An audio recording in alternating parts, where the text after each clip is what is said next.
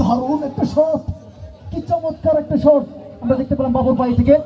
হালকার যেন গোল হয়নি, গোলকিপার হিসেবে আছে আমাদের রোহান, রোহান ঢাকা থেকে আগত। লম্বা শট, বল সরাসরি মাঠের বাইরে, বাইরে আমাদের বুলান্ডিয়া বাইরে বাইরে কোচ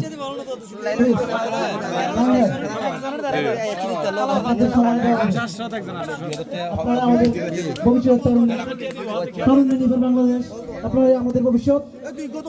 আমরা এক সময় বল তো কিছু চান না, শুধু মাঠে যেতাম। আজিজের বাধা 3 এপ্রিল 82।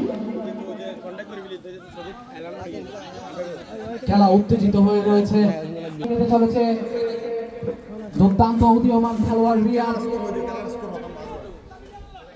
খেলার ফলাফল মহতরপাড়া চ্যালেঞ্জার্স 0, মহতরপাড়া ওয়ারিয়ার্স 1। শাকিল শাকিল টান টান টান টান টান টান রেফারি বাসি থ্রো। বাহ, কি দারুণ টুর্নামেন্ট আমরা দেখতে পাচ্ছি। আমরা আসলে কি আশার বাইরে কিছু দেখতে পাচ্ছি ভাই? যতটুকু আশা করেছিলাম তার চেয়েও দ্বিগুণ তিনগুণ, বরং তার চেয়েও বেশি।